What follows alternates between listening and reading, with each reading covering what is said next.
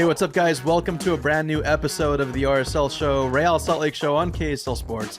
We're fresh back with reaction and game recap over the Real Salt Lake draw in SKC, Sporting KC, the Blue Hell.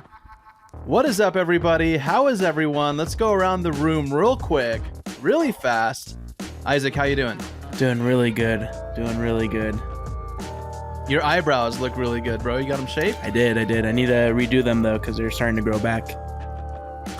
Dang, bro. Wow. Okay. Alex, what's up with you, dude? What's new in your world? Oh, not much, man. You know, got the point in Kansas, and now I'm feeling good, and waiting on the call. Ooh, the call. Waiting on the call. Yeah, that's rough. That's rough. Shout out to those people who sent good vibes over to Alex Napolis. Josh Clark. Josh, how are you, dude? How was the jersey exchange, man? Let's talk about that. It was dope, bro. I actually really enjoyed that event. My socially awkward self has a hard time going to things like that. But once I was there, it was pretty dope. I got some sick new game worn shirts. I got rid of a lot of shirts. It was overall a very good experience. Shout out the boys over at Calle. Travis Wynn, Nick Ramondo, Taylor Pay, just to name a few. And shout out to the cool staff. I wish I could have made that. Sounded like a really, really good time. Alex and Isaac, you guys got to go. We'll talk about the match in a minute, but overall, what was like the vibe over at Calle Street Soccer? It was fun, especially since they had both games on. They had the U.S. game and the Panama game. Or the U.S. Panama game and RSL, and so it was really fun just to kind of see both people watch that game and be interacting with those games. And it was really fun when like something would happen on one game and then everybody would cheer, and I thought it would be for like RSL, and so I'd look up and like nothing, like the ball was out of bounds during the RSL game, when I was like, oh, it's for Panama. So yeah, it was just fun. It was nice to see people there, nice to interact. I got a couple jerseys too, and had a good time. Your sister bought way more than anyone, I think. My sister made out like a bandit, dude. She got a lot of cool stuff. We got to figure out if that Mexico jersey she picked up was game worn from the World Cup, because I think it might have been. We got to look into that, because if it's a World Cup game worn jersey, it's crazy.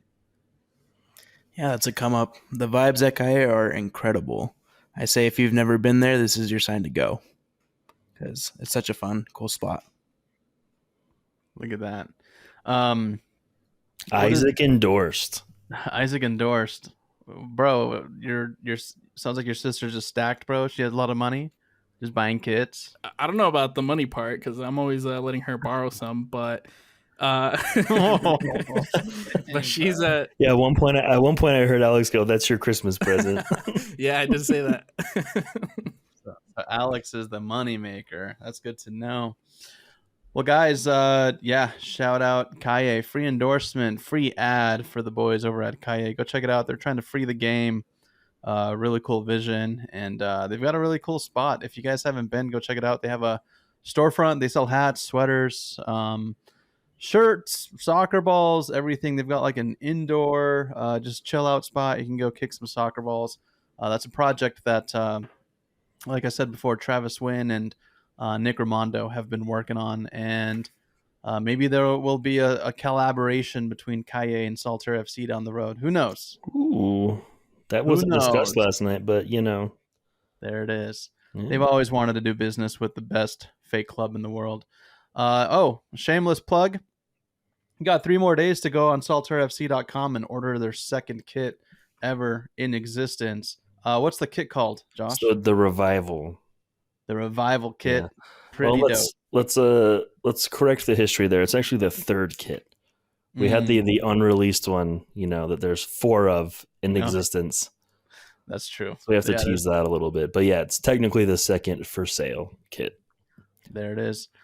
All right, cool, guys. Let's talk about Real Salt Lake. Let's talk about all the stuff that you guys are here for.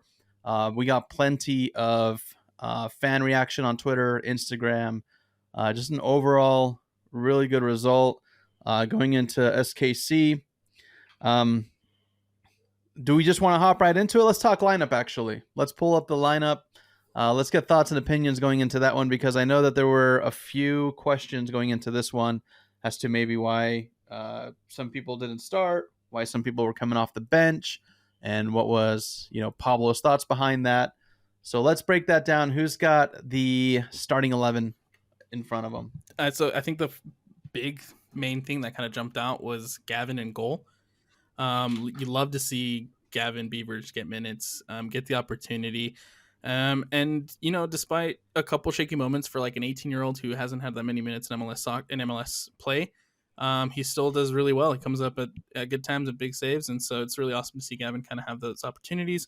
The back four was Emeka Nelly, Justin Glad, Marcelo Silva, and Andrew Brody. And then the midfield four was Nelson Palacio, who got the start. Jasper Loffelson. On the wings was Brian Oviedo with Andres Gomez. And then up top, surprisingly, Chicho on the bench with Moose and Dami starting. Yeah, so a little bit of rotation going into this one, which was to be expected, right? With another game Saturday, you're going away to a rival. You're probably not going to roll out your best 11 for that one, especially in the heat humidity. But overall, a decent lineup. I felt like it may have been a little defensive. We haven't really had success this year when going defensive, in my opinion. And as we'll talk about going into this game, when we don't play on the front foot and press and play our style, we struggle. And that's what this lineup signaled to me. I think the biggest question mark that kind of stood out to me was Oviedo starting. And I guess it makes sense. You don't travel with Sava, you don't travel with Chang, who probably would have been the one to slide into that position. But it was still really interesting to see kind of a guy who's naturally a left back slide into that left middle role. Right, and that kind of gave the defensive feel, yeah, right? Absolutely. That and Palacio and Loffelson, who's more of a defensive guy as well. So do we want to play into the Savarino, why he's maybe questionable, maybe not traveling with the team? Anything there of substance, anything to speculate? Or is it just simply a break? A little hip injury, the last game. There was a time in the last game where he was slow to get up, so it makes sense. For me, this was just them being, cautious with him, letting him heal up, be 100% for Saturday. Gotcha. Cool. Well, we go into a semi-dangerous SKC, and I say semi because the results, obviously for them, horrible start to the season, just starting to fire up. And you know what? An interesting stat. I think if I'm correct, Alan Pulido is at 10 goals already in how many matches? I think he's up there, dude. Look up the stat. It was just an insane stat. He's just been quick to get on the score sheet and just make up numbers for being absent for the first half of the season. I think Alex is checking that, and I want to let's see what's it saying, dude. Am I right? I think it's 10 goals in four matches. It's got no way. There's no way. Well, and he was injured for a majority of the first part of the season, but just as it kind of loads up here, it looks like he's at 10 goals in only 19 appearances, which not too bad. Not too bad. Oh, okay. Why? All right. Okay. 19. Yeah. Big. That's better. That's better. That sounds more like yeah. I was gonna say actually when I do the math, but I mean it wouldn't have surprised me because there's been a few games where he's gotten braces, obviously, clearly. I think he was player of the month this last month because of how much he's been scoring. Spread over 19. Yeah, and a lot of it's too is just key penalty taker. So they give it to him, and he's there to put him away. So let's talk into this. By the way, the biggest news I think was the final much anticipated debut of Nelson Palacio. Which, gets the start. Don't really see much of him until the 23rd minute. Just takes a rocket. It's a layoff of, I believe it's Oviedo, just lays it off to him. And he's he's well outside the box, dude. I mean, he's from distance. Just gets a right foot on it, strikes the hell out of it. And we almost got a Nelson Palacio debut. Just goes over the defenders. It's going towards the right side of the net, and keeper gets fists on it. But just a powerful shot. What was your guys' reactions to that? Well, I'm curious, man. What was that like seeing inside of Kaye? It was explosive, right? People were pumped. If that would have gone in, I'm sure the place would have erupted. But man, when someone hits the ball so hard that the ball doesn't move, that thing was on a rope, right? It had no spin, nothing. That thing was just floating through the air. That would have been an absolute wonder goal for someone's debut. It's too damn bad it didn't go in. Alex, what are your thoughts, bro? Nelson Palacio, man, coming in, having, I guess, like an early chance. It's what's the word? It's ambitious, right? But just kind of give me your thoughts, man, on how he integrates with Real Salt Lake so far, and were you impressed on his performance overall? I know we haven't discussed the goals, but what are you seeing from that? What do you like? What do you dislike? Well, I mean, obviously the shot is ambitious, and I love it. I love just having that confidence to take that on your first game, on your debut. I think it kind of speaks volumes to what we're gonna get out of Nelson Palacio. Coming off of a championship match in Colombia, literally within a couple weeks now, starting for RSL, you kind of expected a guy who's still trying to figure out his teammates, still trying to figure out the team. I think he's only really had a week to practice or train with RSL. And so there was moments where him and Jasper kind of got lost with each other, but I think it'll just come with time and in getting more acclimated to the league, getting more acclimated to his teammates, and what we're going to see out of him, because he's a very dynamic, very good defensive player. But it kind of lacked that moments last night, especially early off in the match, and it's probably just those first game jitters. Yeah, it's fair to assess it that way. Yeah, I think it's good to chalk it up to first game jitters. A couple trainings under your belt, traveling away, new environment, new league, new club. It's kind of inedible. You got to find your footing. But I mean, I loved what I saw. Just like that, the lack of fear of just striking the hell out of the ball, being a little selfish and just going for it. I like that, man. That's just something that we typically don't get, right? We usually have people who are a little shy to strike it from distance, especially if they're a new addition like that. Yeah, I mean, maybe Pablo Ruiz is getting in his ear a little bit there and saying, go for it. Yeah, but we also can't forget that Palacio just made his debut away at our bitter rival, right? That's big time, right? You have to really have a trust in the guy to throw him into that fire. And apparently, really crappy conditions. After humidity, bro. In the post match, Pablo was saying that that's probably the hottest, worst game he's ever been a part of. And you can kind of see it on the players. I think like early on, they were looking tired early in that one.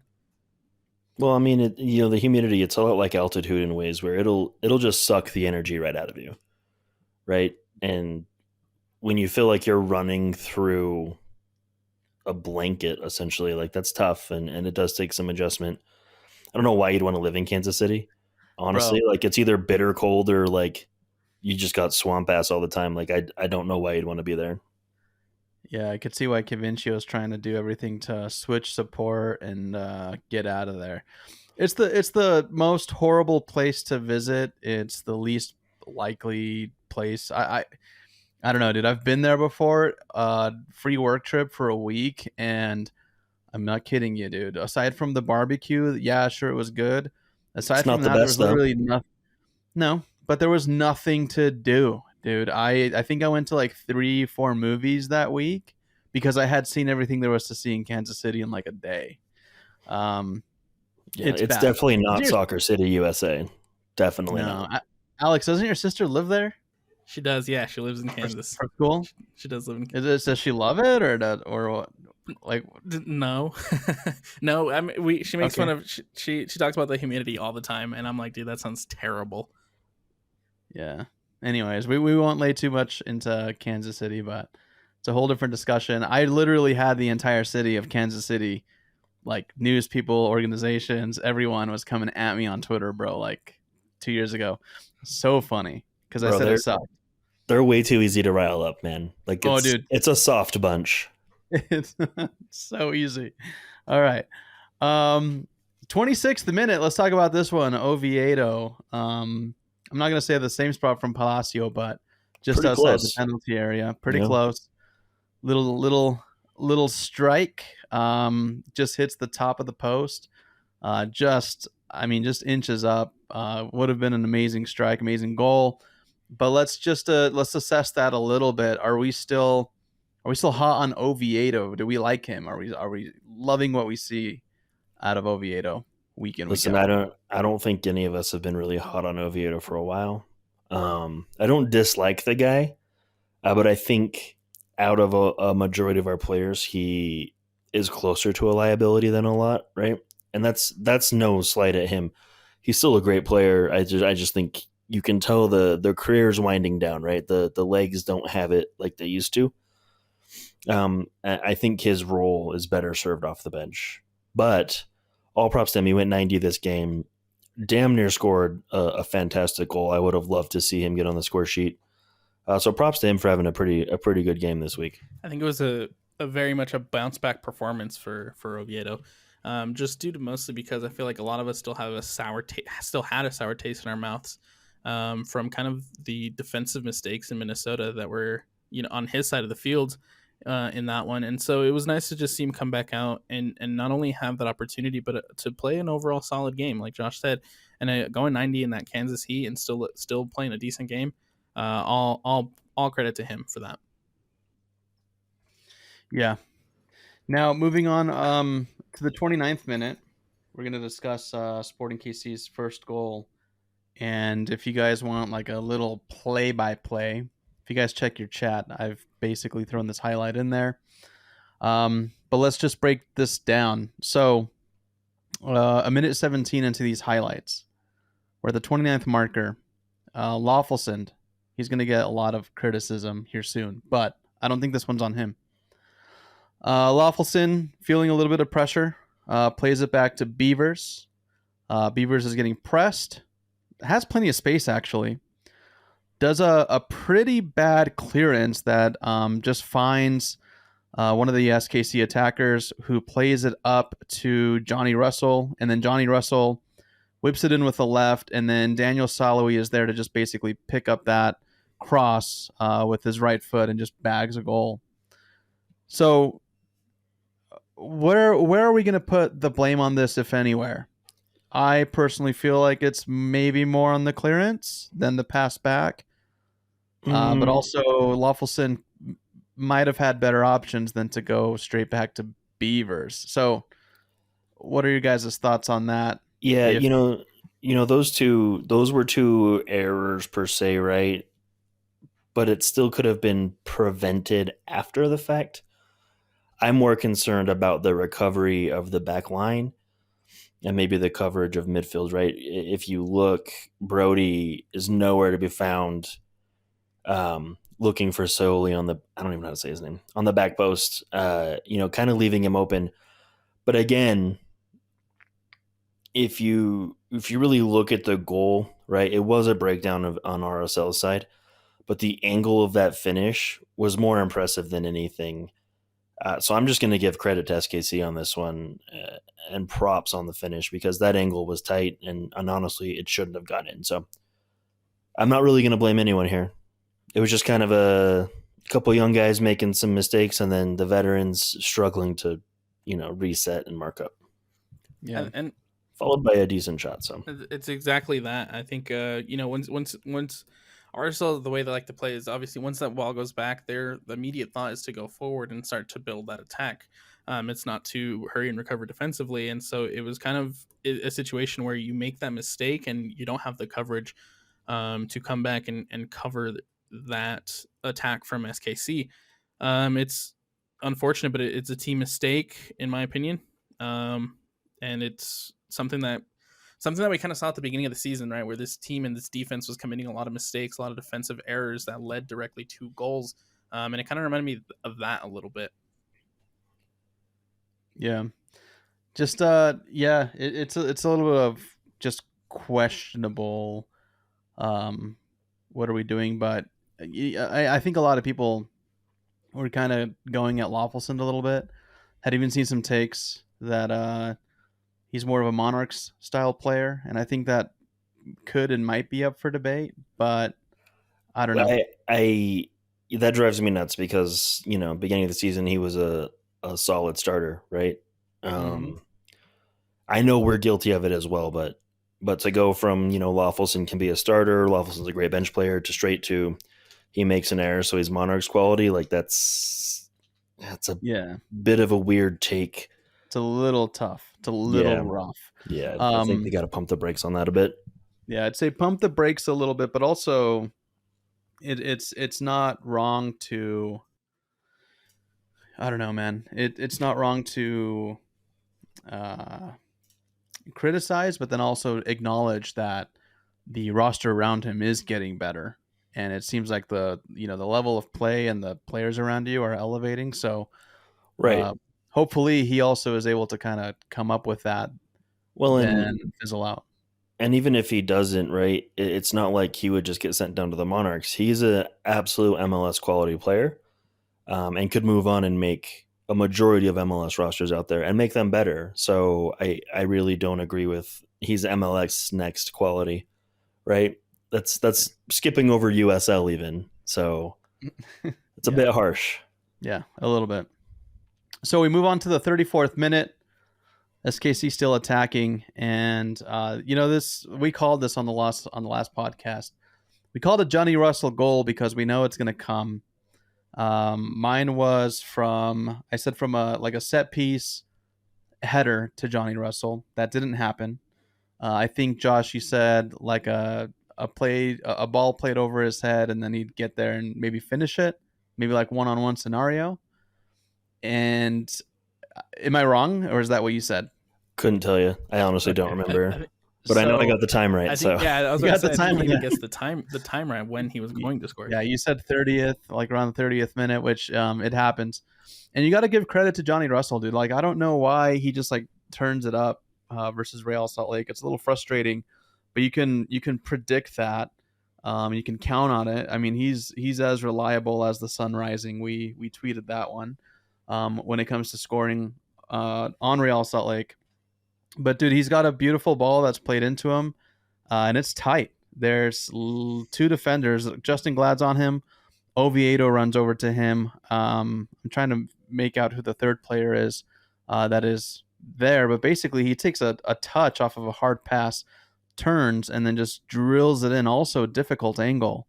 So it's a beautiful goal, man. Like, you can't hate on it, but it is just frustrating.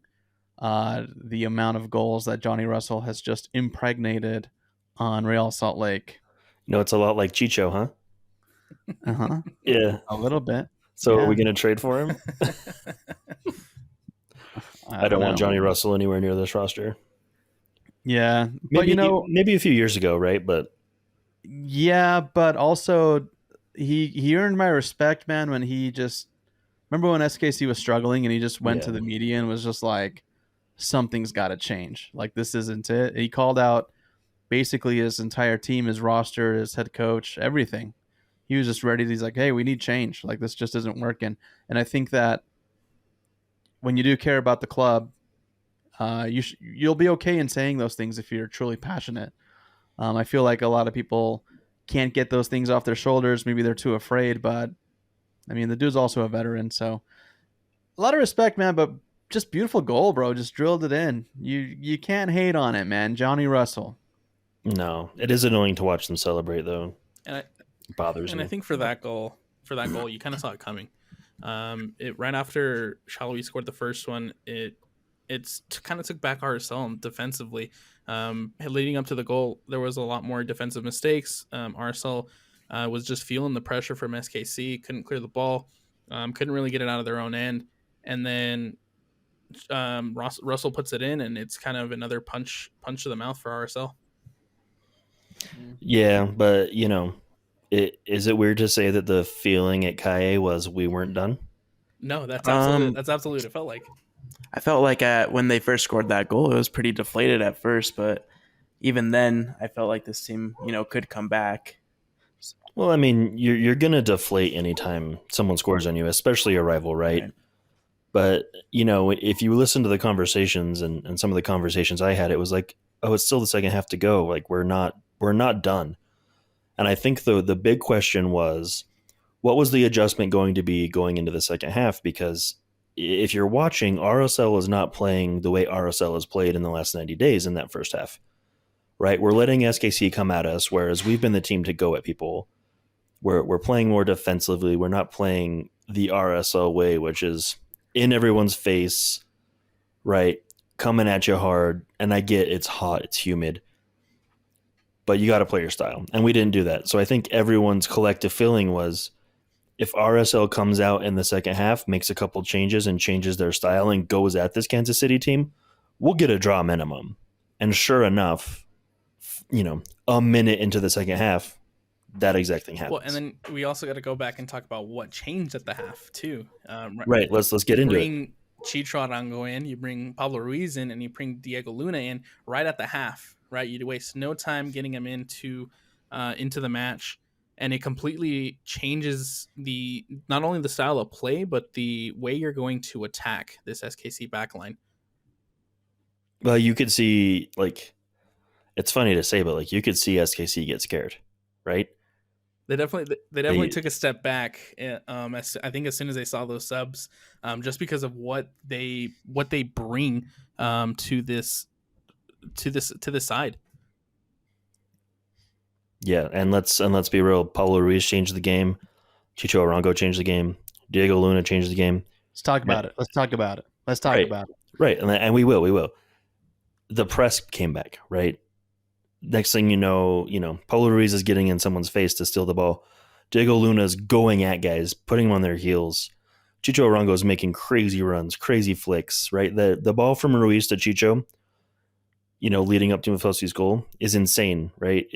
It completely splits SKC's line. Chicho is between the two center backs. Beautiful flick, right? Into in front of Musovski, right? So he has that space between the left back. And then again, a beautiful finish. None of us would have guessed Moose was on track to be Golden Boot winner at this point of the season, right? With how last season ended and with how, the beginning of the season started, none of us gave him a shot. And right now he's undroppable, right? And just the way we went at SKC and really deflated their team and their fans immediately in the second half was what changed the trajectory of this match. Well, and I also think that if RSL doesn't come in the way they did, immediately knocking on the door and immediately getting that goal, maybe SKC still has that confidence to kind of bunker down, hold more defensively, and RSL doesn't get on the board that early. I think it completely changes the dynamic of the game. The fact that RSL came out, scored that goal, Musasi got on the score sheet, it gives RSL the confidence, it gives RSL the momentum, and we saw throughout that second half, it was all RSL for a majority of that second half. Was anybody worried that it'd be challenged for the offside and it would be overturned? Were you guys sweating?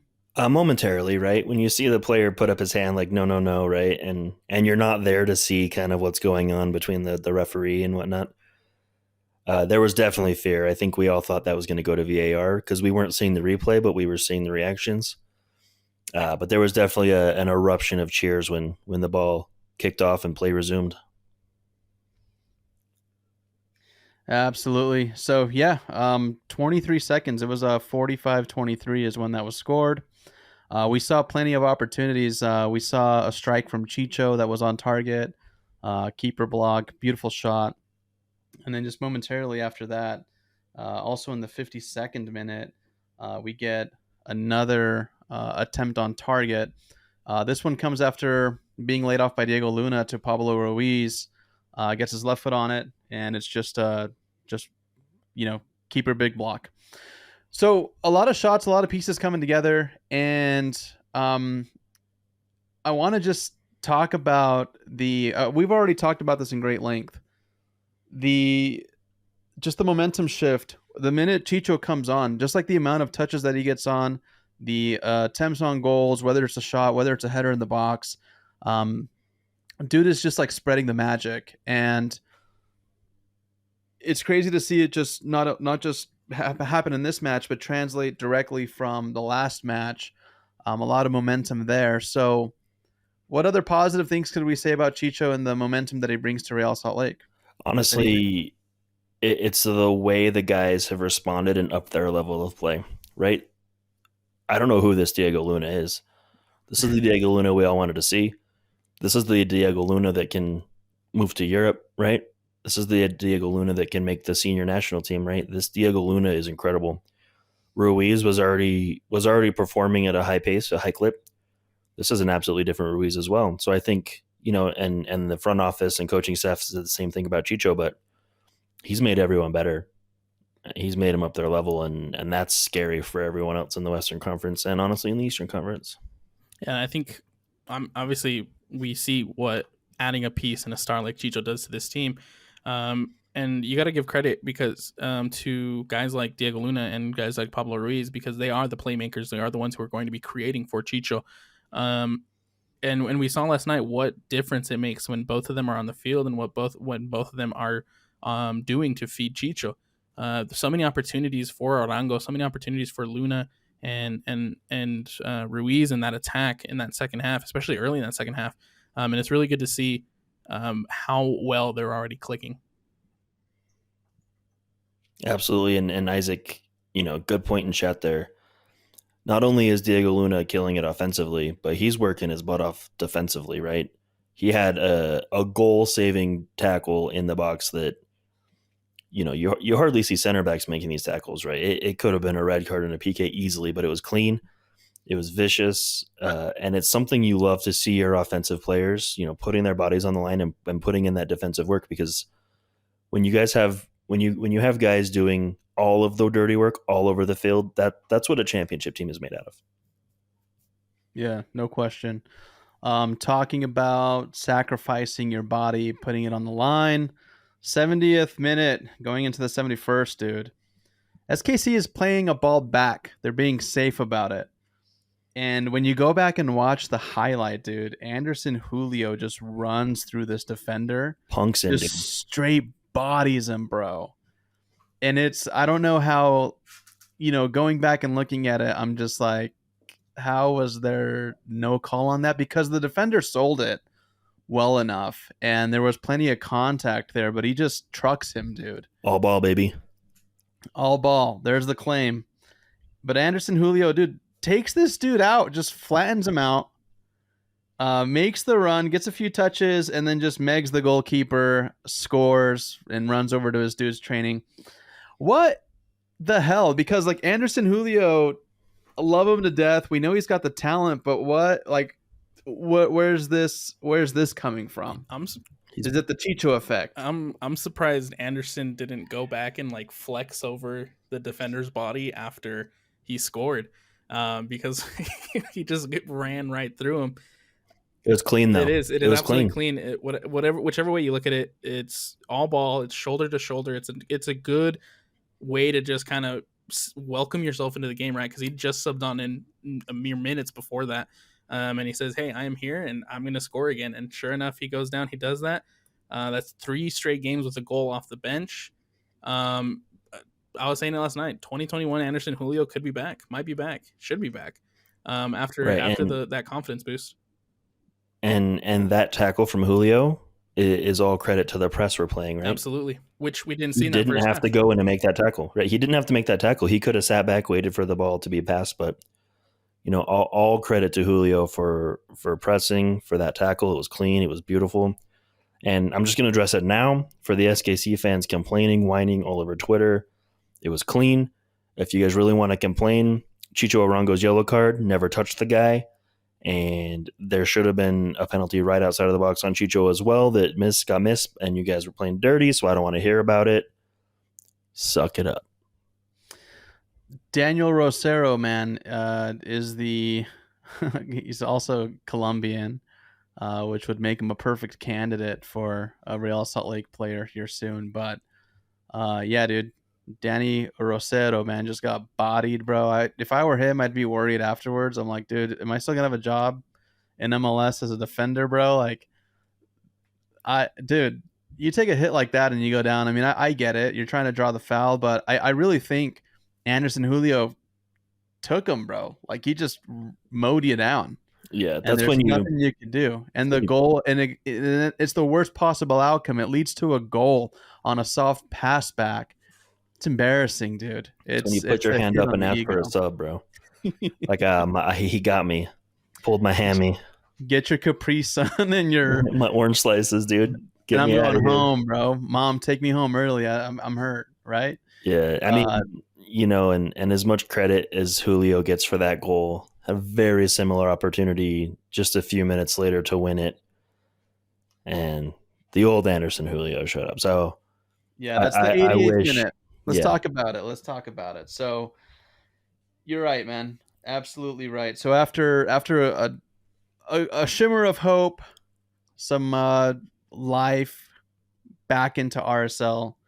It takes about like 17 minutes again to see this ball just get played up and be built up. So Ojeda plays it up to, I think that's, who got that touch, dude? Who played that ball up to Anderson Julio? Was that Diego Luna? Trying to see. No, it's Chicho. yeah. Chicho again is involved, dude, with a great pass. It's just a one-touch redirect over to a wide open Anderson Julio who's busted through the defender completely and alone, has plenty of space. And in training, man, like these are the balls that you see go into the back of the net, no question. And in this instance, SKC goalkeeper comes out, gets a palm on it, and it's saved. So I don't know. I think a lot of credit for Real Salt Lake coming back too. A lot of credit to Anderson Julio for the goal before, but I feel like that's a goal that needs to go in, dude. I know they're not going to come down hard on him because he scored the draw, but I mean I feel like that's the kind of goal. If you miss it, you're at risk of like losing that. I wouldn't even call it a starting spot because he's not a starter; he's off the bench, but. That could be something that coaches would look like or prospects would look at in the future and be like, dude, could this guy finish? It's evident that he can, but why didn't he finish this time? What's up with that? I don't know. It just you definitely have the goalkeeper running at you, right? That's always a tough situation. And it's not that he didn't score the goal; it's what would have happened if he did. If he scores that goal, he's already, fans love him. But you score that goal to come back from 2-0 down at half to beat your rivals on their home turf, right? You're in RSL lore forever. A big and it's a big 3 points. So it's just disappointing that he couldn't get the touch a little higher or a little farther to the right or left or whatever. But man, if he would have scored that, just the eruptions around, you would have heard RSL fans in Kansas City. You know what I mean? Yeah. And you would have been able to hear a pin drop in the cauldron. The blue hell. I don't know, man. I don't want to say that he panicked and it got away from him. I mean, I that he would love it back, right? Like he would love that one back. That's, people have to say that in football and soccer, but it is one that I was just thinking, I'm like, dude, I know he's going into the locker room and he's just like, that's just got to be such a shitty feeling. Yeah, and like everyone's supporting him in the locker room, but in the back of their heads, they're like, "Damn, if he would have just." I know, man. I know, but I wonder what it could have been, man. Alex, when you get like a closer look at that, dude, or when you kind of reassess and go back and remember that, what do you think it is, man? Do you think this, like, the space was just closed way too fast? Do you feel like he panicked? Well, maybe footing was off. I don't know. What do you think? I mean, it's a situation where obviously you're 1-on-1 with the goalie, but you got the center back coming in behind you. You know what's at stake. You know it's 3 points. You know it's the win. The timing in that situation in your head, you go from having all the time in the world, right, when you're 1-on-1 in that situation, to having, you have to make a decision in 2 seconds, 3, maybe less, right, a nanosecond. But at that point, McIntosh is already doing good to kind of close down the angle that Julio had. And you're right. I mean, it's unfortunate because it is the win. It is the 3 points. And by all means, he should have scored that. But in that situation, it's a lot easier said than done. Absolutely, I'm not going out and scoring that goal, right? But It wasn't like a tap in, right? We're not talking about he was wide open, a yard off the goal line, somehow put it over the post. So I'm really not faulting him or saying he's a bad player or anything like that. It's just unfortunate that at that time, that split second decision wasn't the right one. I think we got to give more merit and more credit to that whatever center back was coming up right behind him, and for McIntosh for coming off his line and closing down the space as best he could. Because in a lot of situations, goalies will wait it out and leave that space open for the attacker, but he just jumped right on it, decided to come close down Julio, and it was ultimately the right decision. Right, and one of the number one rules in goalkeeping is in that situation, you make your decision and you don't change your mind. Exactly. Commit. So good on the goalkeeper for committing, and that's what you get for committing. Yeah. Pretty 50-50. There's something inside of me that wants to demand the pro aspect of it. Like, hey, it's your job to put that away. But it was a great save. Like, it was just a good save. And I think I arrived to that assumption a little bit later. And I think people with experience like Pablo Mastroeni, front office, are like, yeah, it's a good save, man. It sucks, but it's a good save, right? Right. And that's just how soccer goes, man. A lot of the times it's just 50-50. You want to talk about good saves? How about... Are you transitioning? I am transitioning. This is my segue. Dang, bro. Give us the 90th minute marker, yeah? You want to talk about big saves? How about Gavin? Go through the build. So many times in stoppage time to relieve the pressure and make some big saves to keep us in this one. Yeah, absolutely, dude. Young keeper. I love that he's getting so many opportunities. Obviously, it's like you guys mentioned before, midweek game, preparing, holding out for a game on the weekend. But Gavin Beavers, dude, I have no problem him being starting keep, man. He's already getting like the mini wall of Wasatch. Dude, they should call it the baby gate of Wasatch right now, right? The baby gate. That's incredible. Baby gate. But let's talk about this save. 90th minute, Alan Pulido finds an opportunity to whip it into the box. And Saloui is there at the far post. Gets a head on it, dude. We're thinking this is going in, and Gavin just steps up, bro. Throws his body, sacrifices himself, and just is there to make the huge save to quite literally save us the 1 point. Absolutely. Pull the draw. It's a great save by the goalkeeper in a big moment. And that to me says that maybe Gavin's ready for more minutes. I fully expect Beavers to be a starting goalkeeper for RSL at one point. And honestly, I fully expect Gavin Beavers to get attention from outside of the MLS as well. I would not be surprised to see, some money offered to RSL for Gavin Beavers for his services in the next, 2 years. I feel like the best... Because he's got it. Oh, absolutely. Absolutely. And I feel like the best way to develop young goalies, especially in this league, is to just throw them in. Give them the game opportunities, give them the game experience. And we've seen time and time again, Gavin have come up big for us, right? He's had some really good saves in the games that he's played. They'll be like the little like rookie mistake every once in a while, but that's something you're going to expect out of an 18-year-old, and that's going to be a chance you're going to have to take starting an 18-year-old. But he's taken his opportunities, and he's running with it. He's done really, really well, and I think he has what it takes to be a really solid keeper in this league. Yeah, there's always the risk reward with a young goalkeeper, but I think it's always worth the risk. I think in Gavin's case, Absolutely. So yeah, 2-2 result, split the points with Sporting KC. I didn't see this one ending in a draw, man. I'm just used to the old days where team gets 2 up on you, and it kind of fizzles out, and then especially I know we got the record right now, right? Like we're doing really well on the road, but I didn't think we were going to come back, and so I'm very shocked, very surprised, and I will take that result all day. Alex, you've got something to say, bro. What you got? I said it last podcast. This is a Kansas team who doesn't know how to hold leads.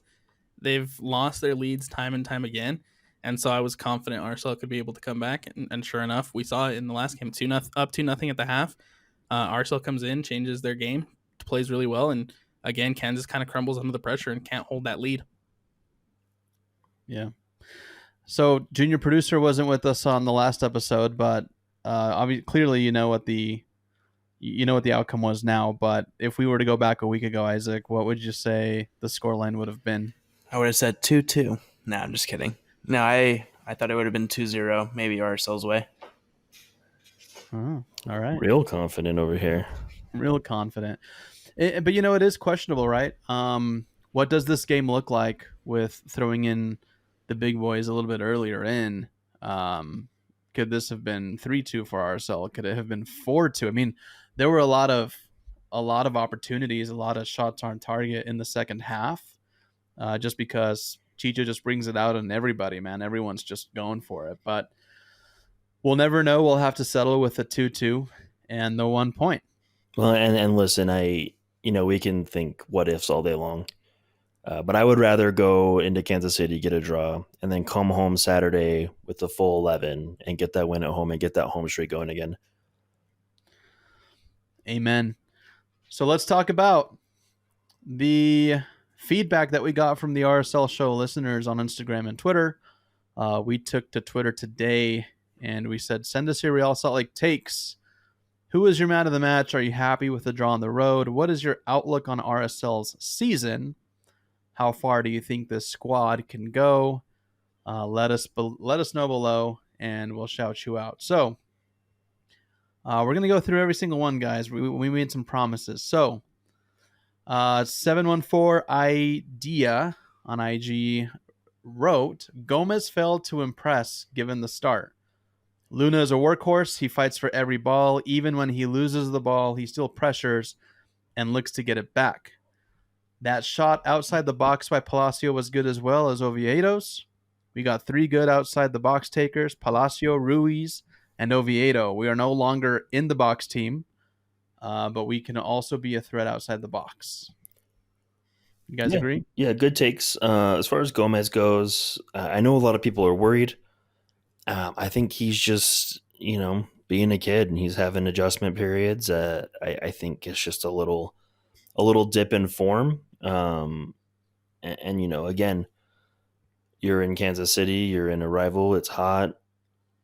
No one, the style isn't really conducive to Gomez at that point. I'm not worried about him, right? I think he's going to have some dip, but I think he's going to get some minutes. He's going to take some chances. He's going to get some opportunities. I'm not too worried about Gomez yet. Keel Calpins on Instagram writes, Chicho comes on and the team just looks different, man. We'll say that's a good take. Hey, I want to do that. So after these, we'll say good take, bad take. Sound good? Yeah. Carson Wilcox 77 says, it was weird to feel like we weren't out of it being down 2-0. Credit to Pablo for bringing the subs on at half. I feel like previously he would have waited till later to bring the difference makers on, and it paid off immediately. Alex, good take or bad take? Good take. Good take. Good take. Good take. All right. Ike Gonia writes, Beavers, Mooses coming up big. Also, who would have thunk Julio would score 3 and 3? Yeah. Good take. Good take. Yeah. Good take. I like it. Ike Gonia, what's up? Let's see. Colm Luker. Colm Luker writes, I was watching with my girlfriend, and before the game I said Johnny Russell and Salawi were going to score because they always score against us, and when they did, I gave up hope. I thought we were going to lose 4-0, but she gave me hope, saying that the second half will be better, and she was very, very right. I should believe her more, but also wish we would have won because SKC... we should have won, but a tie isn't bad, especially after I had expected such a miserable loss. Yeah, good take. I'm gonna say lukewarm take for having Josh's pessimism. Yeah. Yeah. Also, Colm Luker, you're like strongly emphasizing that you've got a girlfriend and she and my girlfriend this, that. She probably doesn't exist, bro. but- Ruthless. Terrible take. But Yeah, bad take from Andy. I'm kidding, Colm Luker. It's all good, bro. All right, let's see. D. Ricky, OG listener, writes, started some of our rotation guys. Not a bad result against a hot team away. And some guys got some rest for our busy next few weeks. Yeah? Good. D. Ricky. Good take. He could run the show. Yeah, he could come on podcast. He's really, really good. Christian Berg writes, it's crazy to see how much of a difference Chicho, Luna, and Ruiz can make in a game. In the past, that sort of game probably ends up being 3 or 4-0 for SKC. Now that we have a deep squad with game changers, it's completely different. I think this team could end up with the second or third place finish in the conference with the 4 more in. It will be interesting to see if we can continue to change the tide on our home record with a win on Saturday. Also, quick shout out to RSL for making a game day bingo. It's freaking awesome. Phenomenal take. Yeah, Christian Berg, welcome to the podcast, and we're going to give you a follow back on the RSL show. That was a phenomenal take. A lot of substance there. RSL has a bingo game. You guys aware? I wasn't aware, no. I think Okay. they just did it this last game. Okay, cool. Shout out RSL bingo. I'm telling you, man, when the soccer's this good, you don't have to come up with stuff like RSL bingo. All right, let's continue it on Twitter. Let's I got a space heater, dude. It's like burning my leg, bro. Oh, Why do you have a space heater on? It is 150 degrees outside. I'm cold, bro. I'm cold. All right. Oh, God. Yeah. Zerk writes, that SKC comeback was a great turnaround after being down 0-2, but huge kudos to Pablo making the halftime switch and boom, immediate impact. The lineup was not what I had in mind and had a feeling something's off. I wish they paired Moose and Chicho beginning the match. Good or bad take? I mean, we all wish for Chicho, right? But let's think big picture. Big picture here. I will say that I'm very excited to see what Moose and Chicho can do starting together. So are we saying it's a good or a bad take? No, it's a good take, but I'm also saying let's think big picture here. 3-game week. Let's not wear Chicho out too much. Let's keep him good. Keep him good for a goal and assist a game instead of wearing him out too quick. Plus, I think people forget that prior to starting to train and stuff, he, didn't play for 2 months, right? His first game in 2 months was this past Saturday, and so he's going to have to ease into full fitness a little bit. Nick Barker writes, who was your man of the match? Eneli. Solid all game and was able to put in 90 minutes of effort despite the conditions. He's a stud. Right. It's a good take. Then he answers, are you happy with the draw on the road? Yes. And then he answers, what is your outlook on RSL season and how far do you think the squad can go? Nick wrote, great. Capable of winning it all. Treble, baby. Let's go. Let's go. All right. Nick Barker gets a follow back.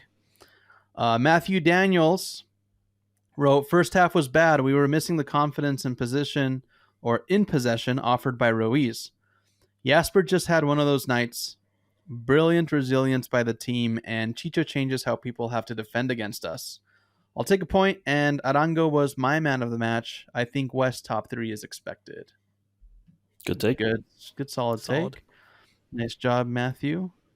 We already follow you, but that would have earned you a follow. Dude, I love this, man. We should do the takes, and if it's good, we follow. If it's bad, we unfollow you. All right, let's see. That's great. That's great. Follow or unfollow, baby. This is better than RSL bingo for sure. All right. MLS Collectors. We're currently following this person. So let's see if they keep their follow or lose their follow. MLS Collectors loved the second half bounce back. Everyone looked super gassed in the second half, though. We had multiple chances to win it, but didn't have any legs left. I know it was tough with weather conditions. Wish Julio would have had more stamina. What are we going to do with Gomez? That's it. That's decent. I'll say good take. Good. That's Good a take. decent take. Yeah. I don't think Julio was gassed. Yeah, that's my only question on that one.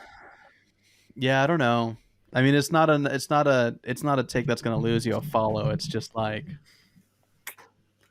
I mean, opinions are opinions. That's But right. what somebody answer his question. What are we going to do with Gomez? We already talked about it. I know we did. We Yeah. did. But let's just answer it. We're just going to leave him untouched, right? Yeah, we're going to continue on, right? He's going to have to earn his play time, right? Let's not forget he has a goal and 5 assists. He's been productive this year, right? He's had a rough patch, and we just got to continue to incorporate him, whether it's off the bench or a start here and there, and hope he can find his form. And like Alex said, hopefully his girlfriend stops distracting him, and he can get back to normal. Get back to his dancing TikToks, I mean, yeah, There it 5 is. assists and the goal. He was contributing a lot into the attack a few months or a little bit ago, and he's a 20-year-old kid. He's going to come out of it. He's going to get back to good form, and he'll be all right. Very cool. Sela Fredleg says, at Josh Clark shall now be referred to as the Oracle. It's been a couple times this year I've called it, so Right. You get to I'll take follow. it. I'll take it. You got to follow Seluff. Good job, bro. That's the easiest way to a follow is just compliment Josh. That's right. Reincarnated as Bob says, Julio should have scored his second goal to win us the game. Got to make those chances count. Yes, sir. It's a good Yeah. take. All right. Is it a follow take, though? I mean, it's an obvious take, but Try harder. We're not going to follow you this time. Oh, Andy, you're being mean. Yeah, dude. I would have followed you for that. We need some quality, though. A Reincarnated little more as depth. Bob. Yeah. A little bit more depth. Yeah. It's Okay. like Okay. a little too surface level. It's like American Idol, bro. When they come and sing the first half, they kind of crush it. I'm kind of like Simon, like, hey, no, like just sing Happy Birthday and like make it really good. I want to hear the range, right? So I'm not saying it. It's not a yes for me right now, but it's not a no forever. Reincarnated as a Bob. So Okay. are you challenging him? Is that a Yeah, challenge for the hottest take? Yeah, dude. Send us a better. Send us a redemption take. Yeah, guys. What a fun show of the RSL show, man. We've got Saturday coming up. We've got a match in the books, a match in the works, and I just want to actually look up a few things here before we talk about that one. An anticipated match. New York Red Bulls. Are they doing much this season? Has anybody really dove into these guys? Yeah, they stink. They Yeah. are not the best. Not the Which best. is scary. But I think now it was scary at the beginning of the year, right? When we weren't very confident. We were good, but not confident, right? Not good, but you could see the potential. I think our confidence is high enough. The fan base is pumped enough. We have Chicho. We have Luna killing it. We have Ruiz scoring bangers from outside the half even. I think we're going to just dismantle New York on Saturday. I really do. This is it's an 11th place team, 6-8 record. So I mean, yeah, they're down there. When your best players are outside back, you got problems. Yeah, they're a team. Yeah. They're a team who's only won one game on the road this year. They are a team without a head coach. They are a team who had a lot of controversy earlier this year with their DP signings. I just don't see them. I just don't see them coming to Utah and getting a good result. yeah. No, it'll be tough, man. It'll be tough for the East Coast boys. Yeah. So, with that, we will wrap up. I think it's going to be an easy 3 points. I'll knock on wood here for everybody. If we go around and just do quick predictions, though, we're expecting, I'd say, a full roster. It's at this point a little bit of uncertainty around Savarino, but I have a feeling that we're going to see him available. Not sure what the reports are or what's coming out of the Real Salt Lake insiders. But Alex, let's start with you, dude. What do you think? What do you think we'll see on Saturday in terms of results? I think this is a team who's going to really, really turn it around at home. and at a perfect time, right? We got the 4-0 last time against Orlando. I'm gonna go something similar. I can see it easily being a 2-0 or a 3-0 win for RSL. I don't see New York, who's only had 5 goals scored away from home this year, coming into America First and scoring. But I do see RSL putting on a clinic and continuing this form and getting a good result. So you're saying 3-0 versus Red Bulls? Yes, sir. At home. All right. Isaac, let's what do you think, dude? I think this match has the potential to be a high-scoring match for Real Salt Lake. So I'll go 3-0 just to be safe, but I think it'll be more. I really do think so.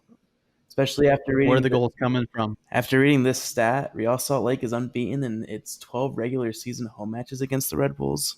Come on. Ooh, yeah. Sounds like you got to go put some money down, bro. Mm-hmm. I'm confident.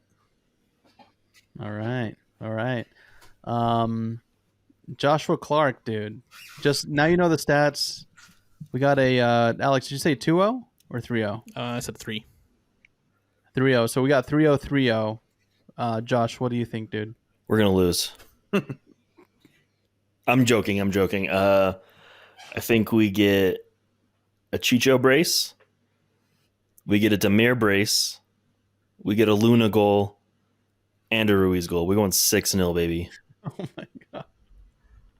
Hey, we almost saw that. We did. It's not out of the realm. It's not out of the realm. I think this team could do it.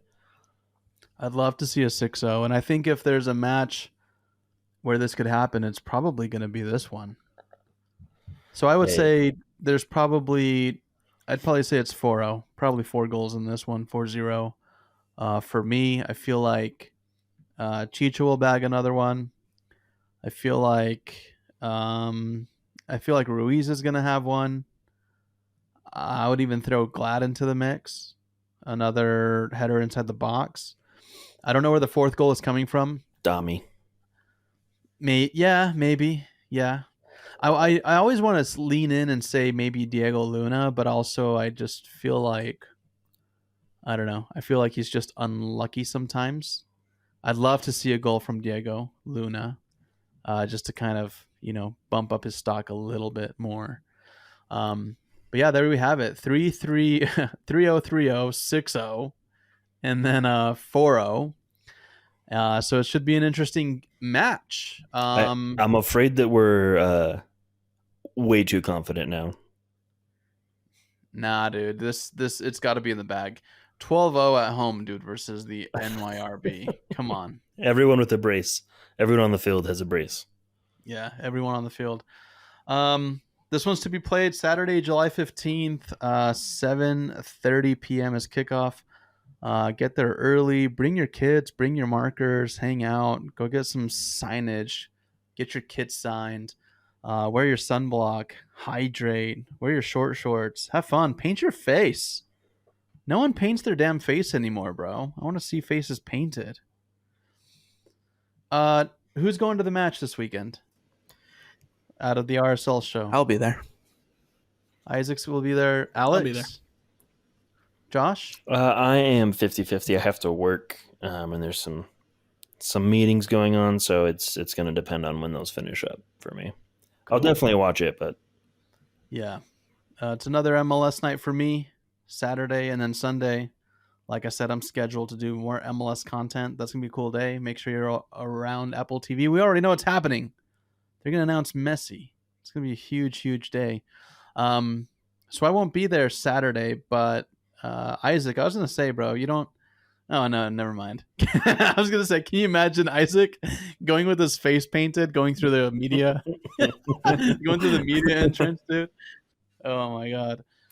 No, but you know what, dude? At least one time this season, Isaac, I want to, we should all pull in on, the RSL show. Oh, this is a great idea.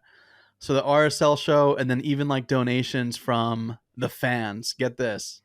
Because we do need some equipment for when we go out and do video content and all that. If we could fundraise and then have Isaac basically complete a promise to the fans of the RSL show. So what I'm envisioning, bro, is your face painted, your hair spiked up, shirt off, dude.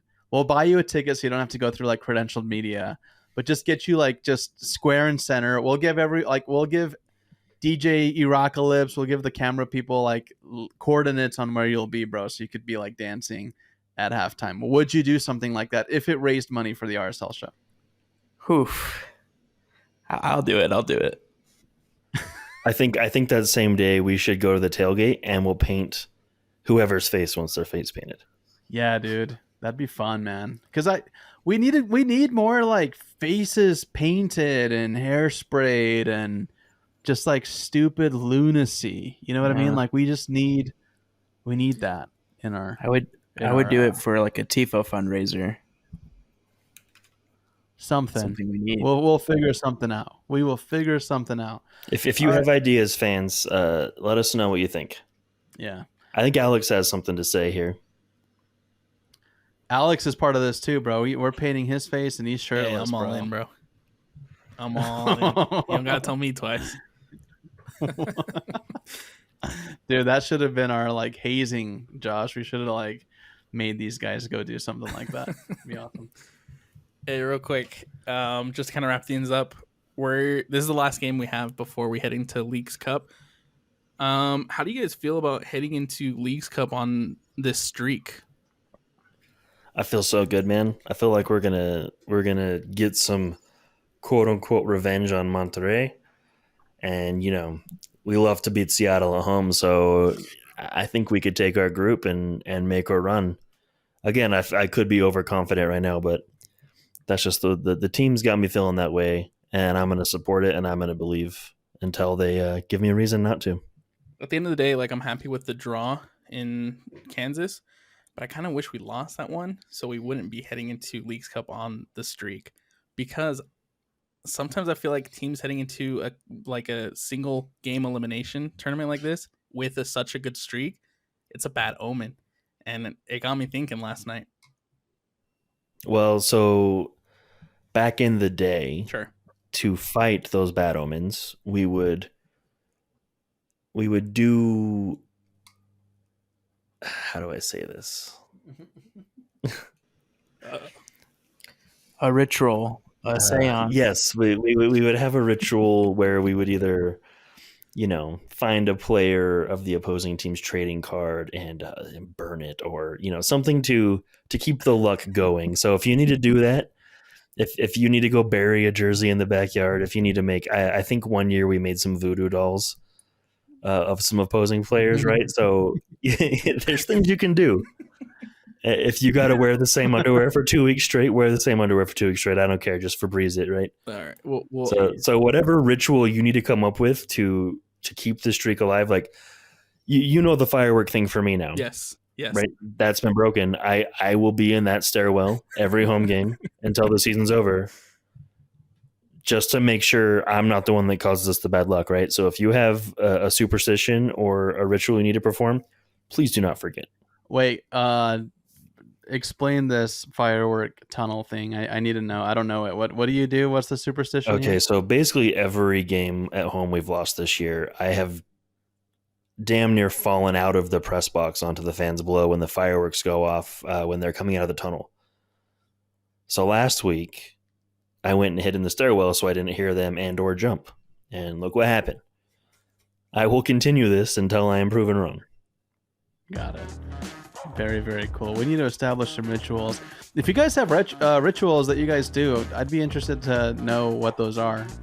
Tweet those at us. Like, let us know. We'll read those on the next show. If you want to do a video, kind of like a video explainer, that'd be fun. We'll even throw you on our social media. Literally, like, just send us the video on Instagram, like DM, Twitter, DM. We'll post you on our timeline as long as it's appropriate, family friendly, right? Right. We don't want you, like don't be slaughtering like small birds or anything. It's weird.